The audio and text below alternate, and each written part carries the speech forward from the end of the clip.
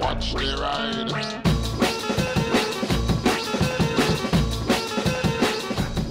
Hey everybody, I want to talk about dyslexia because there is a lot of misconceptions about it, and a lot of people who have it might not realise the strengths that they have. So I just want to talk about it. So dyslexia is classed as a learning disability. It's the worst way of putting it. Telling someone, you have a learning disability, you're disabled at learning. It's your brain is not very good at working out what squiggly lines mean into speech, or the way that they should be organised to make a word. 20% of the population roughly have dyslexia of varying levels. Some have it very mildly, some have it very, very strongly. My brother's got it much worse than I have, for instance. I've improved mine a lot by continuing to use the internet, reading a lot, learning different ways of learning to remember ways of spelling words, like, you know, the easy ones. Like, a lot of people use this if they can't remember, like because, be ever careful and you'll save eggs. There's another one we do is we flip letters. Now, I don't flip P's and Q's like a lot of people do, but I do sometimes get confused with B's and D's, but the way I get around that one is I remember the word bed, and, you know, you can work out your B and your D from the shape of that, because that's the way, you know, think of the bed like this, and these are the bed ends. That's how I was taught, and I still have to do it because it's just my brain isn't very good at working that bit out. Now, many people will deny that dyslexia is even a thing, and those people can... Neuroscience has proven it to be a thing. We have these things in our brain called columns, as I understand it, and they have axons between them. Now, if your axons are very close together, you have autism. Now, what that gives you is a very good ability to focus on one thing and be very, very good at that one thing. But you have lots of disadvantages beyond that. There again, there is a variation of autism, and I don't know, well, I know a bit about autism, but not a huge amount. I don't want to sort of say too much, because I don't understand too well. But what I do know is that your axons are close together, if you have autism, and for dyslexic, those axons are far apart. So dyslexics find reading and writing about 5 times harder than the normal-brained people, but we have things that we're very, very good at. And there is a reason why we are particularly good in certain jobs. So some of the things we're very good at is we can see the bigger picture. We can see, so when we look at situations or think about things, we will take something from over here and something from over here and cross them over and realise they're interconnected. There is a, I think, what's it called, historically? But it basically means we're very good at lateral thinking. We can take something from here, something from here, cross the knowledge over and realise they're connected. We're very good at recognising patterns and differences between things and details in patterns. I mean, I think that is in no small part proven by the fact that I learned how to identify all of the moths in the UK, or most of the moths in the UK, and they have tiny differences in pattern. But to me, you know, the difference between one moth and another moth is just blatantly obvious, but some people are like, I can't, it's the same moth, isn't it? And you're like, how could you possibly say that? Look, they're totally different. They've got this marking, this marking, this marking, that marking. We're also very good at thinking about 3D objects in our head, about like imagining a 3D object and how it would interact and have its different... we have better peripheral vision for some reason. We're just more attentive of the... We tend to, as they say, we tend to see the forest by missing the trees.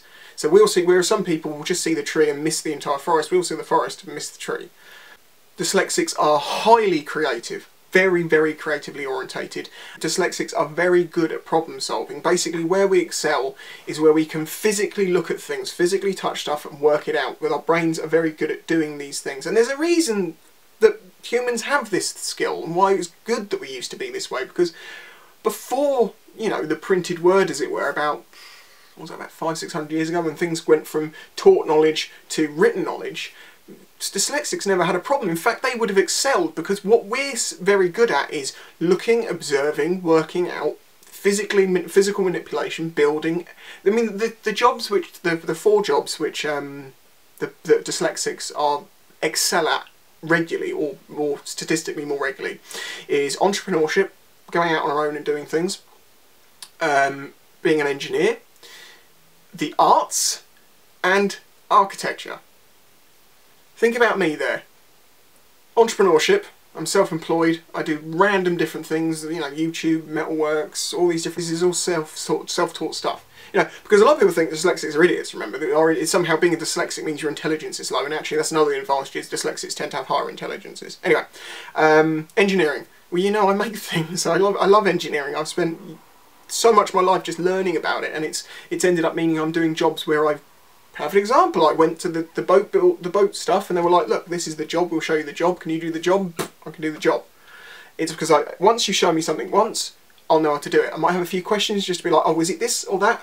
But generally the entire thing I'll remember how to do it. The arts, being creative, well, you know, photography, making YouTube videos, making artistic things, and well, I've got nothing in architecture.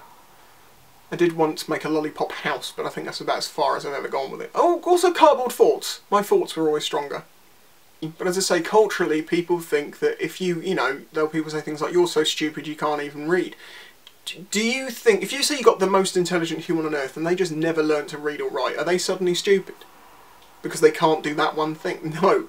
Intelligence and knowledge are different. Intelligence is the ability to work out a problem, basically, as far as I can, if you want to simplify it completely down. And that's something I've always been very good at, and it's something that's always driven me mad in jobs, when I can see, right, there's this going on, this going on, this going on, we need to do this now because we can avoid this problem. And no one would ever believe me, no one would ever listen to me, and then I'd see the problem happen and I'd just be like... And then people hate you for that, because you know, you point out that there's going to be a problem, they don't want to accept it, they put their head in the sand, and then the problem comes around and you get proven right. You didn't do anything to prove them right, you just were trying to help. You're like, I can see this is going to happen. And they're like, no it's not, and then it happens, and they blame you for it. And like, just because I saw it coming doesn't mean that it's my fault. It's your fault for not listening. But in society, dyslexics are very much on the back foot, because the culture of the way that everything is taught now is all in with reading and writing, and if you can't do those things, well then, you know, oh, he's very bright, but he's not, he's a bit behind everyone else. It's like he's a bit behind everyone else in one thing, reading and writing, and everything else he excels. But we've now going to put them off somewhere else and try and, you know, it's trying to fit a square peg in a round hole. Education is not a one-size-fits-all thing. It has to be slightly altered for each person. Now, the way that they taught me in school with dyslexia was completely useless, and they basically just let you off for not being so good at things, and put me in lower classes, and meant that I got really low grades when I came up, because I couldn't get anything higher than what the papers they put me on. My GCSE results are terrible, but if you look at my GCSE results versus my achievements in life and the things that I've learned, I don't think they correlate, which is one of the reasons when it gets to my CV, and now I'm older, I don't put my my GCSE results on there, because why? What does it represent? My achievements should be my merits. 30% of entrepreneurs are, and I don't like that word by the way, I think just self-employed people who are just doing it for themselves, are dyslexic. 40% of self-made millionaires are dyslexic. 50% of NASA scientists, 1 in 2, is dyslexic, because their unique skill set means that they are perfect for the jobs they need, and they understand the limitations, limitations of their abilities, but also the strengths that their abilities have. And you put someone in the right situation and you've got a winning formula. There is a lot of people who have contributed hugely to the human race who are dyslexic. Einstein, Leonardo da Vinci, Picasso, Henry Ford, Edison, Richard Branson's also dyslexic. Some of these people have contributed more than others, whatever. But point being, it does not mean that you are stupid. It means you have a weakness in this one thing and a strength in so many more. But because of the way that the world works, we are on a disadvantage. And some people, you know, a lot of people have a lot of shame over it. Like if you can't read or write, people are like, you can't read or write? What? But then if we said to you, oh, can you go and build that thing? And they're like, oh, I can't do that. I'm like, what? You can't just go and stick those things. Why can't you? It's easy to. Or why can't you see this problem in front of you? Why can't you? You know, it's exactly the same thing. But because of societal reasons, we feel like we're on the back foot. And very often for that reason, we find like the ticket to entry. Like I never went to college or university or anything because I couldn't do it. I couldn't pass the tests. And I mean, not only would I be put on really low things, I had real problems with it. You know, I was put in a very low science grade paper. I had a very low science grade class, as it were, but me and my science teacher got on brilliantly because he very, very quickly realised my understanding of science was years beyond my school, like the school level I was on, just because I'd always been interested in it and always learned and applied knowledge, where you learn something here, you learn something there, you cross them over and you're like, ah. But he was very supportive of me and said, you know, it's a real shame that you've been kept down like this. And even my tech teachers and stuff, when it became something that I was good at, I'm not trying to be big-headed, but the things I was really good at, compared to some others, I was really good at it. I'd say I can read, I can write, I can, you know, I find I was taught to spell phonetically, so it's easier for me So sometimes I'll make mistakes that way because I'll spell something phonetically, but I could write something out and you would 100% understand it, but it would be spelt wrong. But that did also mean that when it came to learning moths and learning Latin and learning Latin names and writing Latin names and spelling Latin names, it's easy compared to English because most of Latin is completely phonetic. But this is where I'm going to try and keep away from going to SJW with this subject, but I'm going to bring it up, and I will bring it up because if you're in a job where you're being discriminated against because you have dyslexia and they knew you had dyslexia when you were employed, it's as bad as telling someone in a wheelchair to just get up and get on with it. Seriously, it's that bad because it is a disability and you can sue people for discrimination for expecting you to do things which is understood to be for dyslexic not as easy. They have to offer you ways to aid you to try and make it easier for you. It's the same rules with any disability. If you've got a bad leg, they're like, well, could you have a stool? Would that help? Could if we sat you in a different place, would that help? Or someone who's got depression, you know, if we gave you later shifts, you wouldn't have to get up quite so early. Would that help? A lot of people won't like any of that. Well, we have special treatment for people with these things because they're blind disabilities. If people understood what it was like, they'd be like, go ahead, dude. That's fine by me. You know, you wouldn't question putting in an elevator with someone in a wheelchair. So expecting people to not deal with the things they have wrong with them is like putting a set of stairs there and saying to someone in a wheelchair, well, you work it out.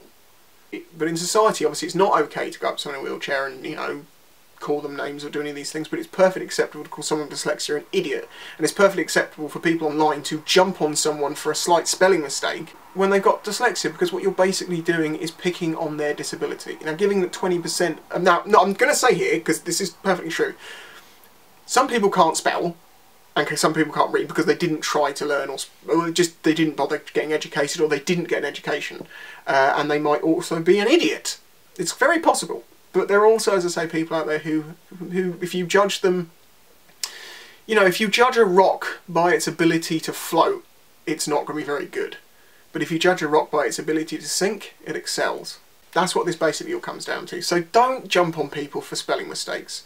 Don't think that someone, because they can't spell, is somehow an idiot, because more often than not, if they're dyslexic, they're an intelligent person whose the gifts of having these problems are being completely wasted, and many people, you know, they don't try, they don't realise that they have these gifts when they're dyslexic. If you are dyslexic or you find you struggle with reading, writing and stuff like that, try something artistic, try something, building something. You'll probably find a sense of achievement which you've never felt before in your entire life.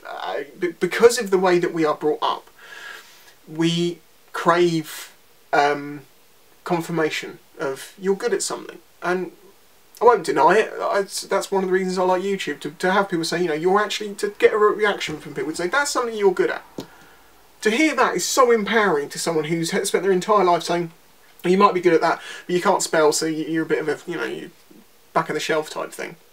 1 in 5 of you is probably dyslexic, you've probably got stories to add, but I'd love to know, if you're dyslexic, what job do you do? And what hobbies do you do? Just out of interest.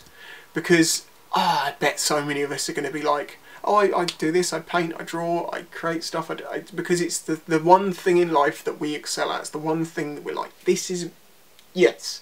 And you get a hunger for being good at something. And when you find you're good at something after all this comparison that you're bad at other stuff, you hunger for that thing, and it's very good for you to have something that you know you're good at. It's good for the soul. It makes you feel like you have a worth. I'd love to hear your comments on this. If you're going to be a knob and deny that dyslexia is a real thing, as I say, you're on the wrong side of history, my friend. And hopefully in years to come, the education system will realise that when it comes to dyslexic people, okay, they're never going to be that great at reading and writing, so let's teach them the things that they are amazing at. Anyway, if you feel like supporting this channel, there are links in the description and many ways to do that, and I thank you if you do that. I'll catch you next time. If you enjoyed this video and the other content on the channel, please consider following the links in the description to show your support.